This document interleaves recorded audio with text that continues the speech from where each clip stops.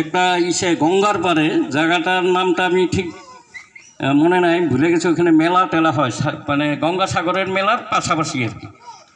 তো ওইখানে ওই পাড়ায় একজনও ঠাকুরের দীক্ষিত নেই।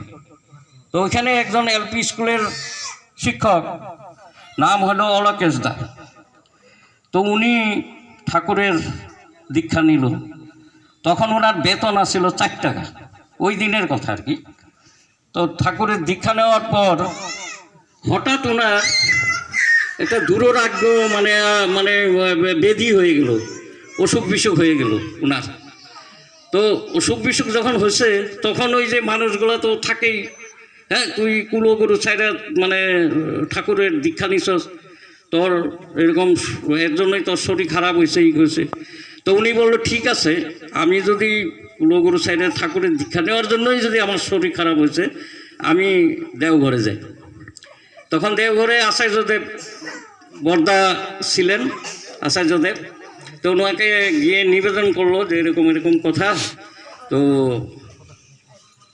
এরকম আমি দীক্ষা নেওয়ার পরে কিছুদিন পর আমার শরীর খারাপ হয়েছে, তো আমি এখন কি করব, আমি দেওঘরেই থাকি। তখন বলল না, তুই ওই জায়গায় যা, যায় আপনি এক কাজ করেন, ওইখানে একটা ঠাকুরের মন্দির বানান, আর ওই জায়গায় যে মেলা হয়, ওই মেলার লোক, ওইখানে মেলায় গেলে থাকার অভাব হয়, তো আপনি একদম একটা গেস্ট হাউসও বানাবেন, যেখানে নাকি মেলায় লোক গেলে মেলায় থাকতে পারবে। তখন উনি ভাবলো ভিতরে ভিতরে যে আমি আসলাম আমার সমস্যা নিয়ে, এখন দেখি আরও বড় সমস্যা আমাকে দিয়ে দিল। তখন উনি অনেকেই অনেক রকম কথা বলছে যে আপনি কিভাবে এত বড় মাটি কিনবেন, মন্দির করবেন। আবার অনেকে গুরু ভাইরা বলছে যে যদি আচার্যদেব আপনাকে আশীর্বাদ দিয়েছে তবে নিশ্চয় করে আমি বলতেছি আপনি পারবেন। তো উনি মাথায় আশীর্বাদ নিয়ে আসলো, আর ওই দেওঘরেই কিছু ওনার কালেকশন হয়ে গেল, টাকা উঠে গেল বহু। তবে উনি আইসা ওই জায়গায় আরও গুরু ভাইরা সবাই সহযোগিতা করে ওখানে এক টুকরা মাটি নিল, আর মাটি নিয়ে উনি বাউন্ডারির ওয়ালের কাজ আরম্ভ করলো। বাউন্ডারি ওনাকে ডাক্তার 3 মাস টাইম দিয়েছিল, ওইটুকু আমি ছেড়ে গেলাম।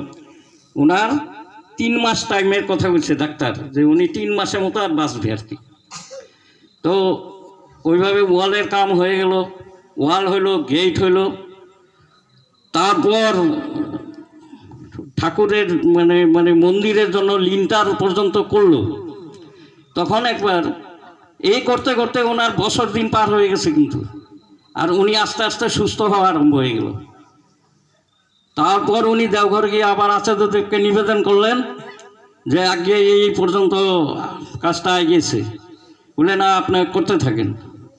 তো সেই ব্যক্তি ওই জায়গায় বিশাল মন্দির, গেস্ট হাউস করছে, আর ওনার এই মৃত্যু ফাড়া পর্যন্ত কাটে গেছে। গতিকে আমরা যদি ঠাকুরে ধরি, আমাদের এই যে বেদি বুদি এগুলো আগের থেকেই আছে, পূর্বজন্মের থেকেই আমরা অনেক কিছু করে আসছি, যেটা ফল আজকে ভুগতেছি। কিন্তু যদি ঠাকুরকে ধরে রাখি, ঠাকুরকে ধরে চলি, ঠাকুর বলা কথাগুলো যদি করি, তাহলে ঠাকুর বলছে নিশ্চয়, আমি নিশ্চয় করে বলছি।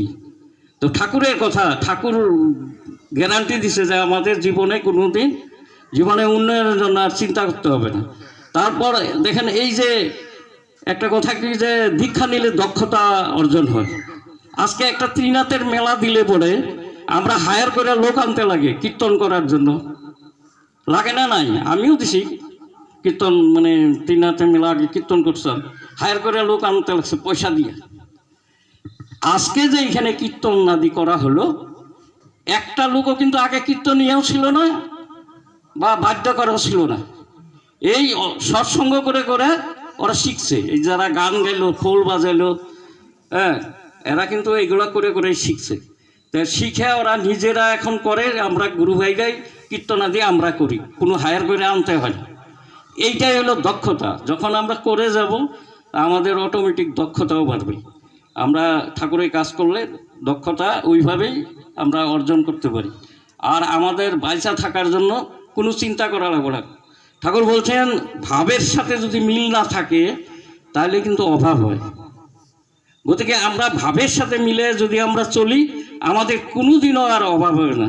আমি নিশ্চয়, কেন আমি প্র্যাকটিক্যাল, আমি ঠাকুরের ধৈরা ওইটুকু আমার জীবনে যেটা হয়েছে আর কি, তার উপরে ভরসা করেই কিন্তু আমি বলি কথাগুলা, যে ঠাকুরকে যদি ধরে আমরা চলি, আমাদের জীবনে কোনো ধরনের অশান্তি, কোনো দিন দুঃখ কিছুই আসবে না।